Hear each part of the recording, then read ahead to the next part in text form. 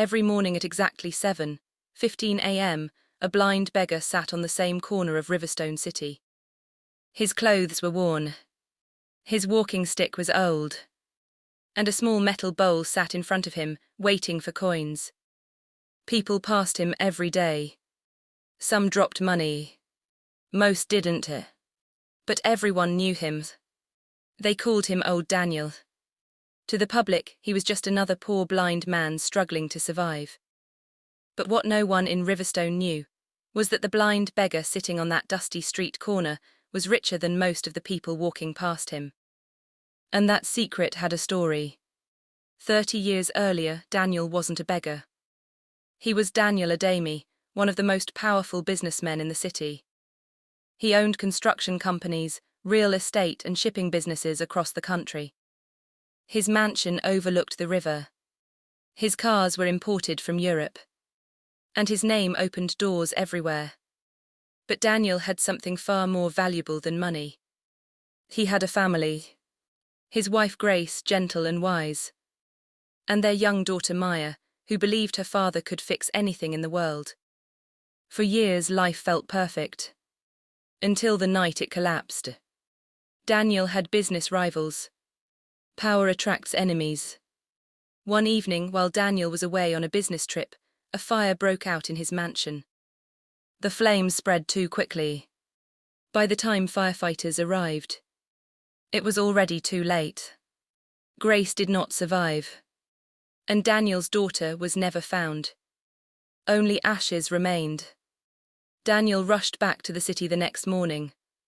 But grief makes a person careless. And Daniel's enemies took advantage of that. On a lonely road outside the city, his car was ambushed. A violent explosion followed. Daniel survived. But when he woke up in the hospital, the world was completely dark. The explosion had taken his sight forever. The public believed Daniel Ademi died months later. His companies collapsed. His mansion was sold. His name disappeared from the city's conversations. But the truth was far stranger. Daniel did not die. He disappeared. Because during those months in darkness, Daniel realized something horrifying. The fire, the ambush, the loss of his wealth. None of it was random. Someone had planned everything. Someone powerful. And Daniel needed time to find them. So Daniel did something no one expected. He became invisible. He shaved his beard. Changed his clothes. Destroyed every connection to his old life. And one morning, he sat down on a street corner with a bowl in front of him. A blind beggar. People ignored him. They talked freely around him. They revealed secrets without realizing it. For years, Daniel listened. He memorized voices, deals, arguments, criminal plans whispered carelessly near the street corner. And quietly, he built something no one saw coming. What people didn't know was that Daniel still controlled money. Before his fall, he had placed a large portion of his wealth into hidden accounts. Trusted lawyers managed it. Investments grew silently. While the world believed Daniel Ademi was dead. His fortune became even bigger. But Daniel wasn't interested in luxury anymore. He was interested in truth. And revenge. One afternoon, Daniel overheard something that made his heart stop. Two men were arguing nearby. One mentioned the name of a powerful businessman. Victor Karim. A man who now controlled many of the same companies Daniel once owned. And then one of the men said something chilling. The fire at Ademi's house was the easiest job we ever did. Daniel's hands tightened around his walking stick. After 20 years, he had finally found the truth. Daniel began investigating quietly. Using money. Using contacts. Using information he had collected for decades. And slowly the truth revealed itself. Victor Karim had orchestrated everything. The fire, the ambush, the takeover of Daniel's empire. Victor believed Daniel had died in the explosion.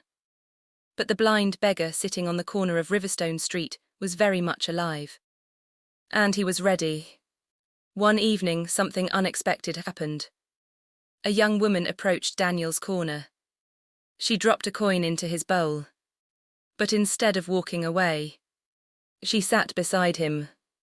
"Sir," she said gently, "you shouldn't be out here alone." Her voice felt strangely familiar. Daniel tilted his head slightly. Something about her voice stirred a memory. Then she said something that froze his heart. "My father used to bring me to this street when I was little." Daniel's breathing slowed. "Your father?" he asked quietly. "Yes." She smiled softly. "His name was Daniel Ademi." The bowl slipped from Daniel's hand. Because the impossible had just happened. His daughter, Maya, was alive. Maya had survived the fire as a child. A neighbor rescued her before the flames spread. But she had been taken away to another city before Daniel returned. And everyone believed her father had died. For years she searched for the truth. Until she found rumors about a mysterious blind beggar who seemed to know everything about the city. And somehow, her search led her here. To him. Daniel could have revealed himself immediately. But he didn't.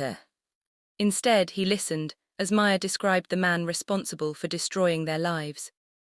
Victor Karim. The same man Daniel had spent decades hunting.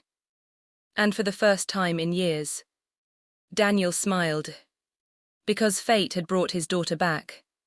And together, they were about to bring down the man who thought he had destroyed their family forever. Some people see beggars and think they are powerless. But sometimes, the person sitting quietly on the street corner is the most dangerous man in the city.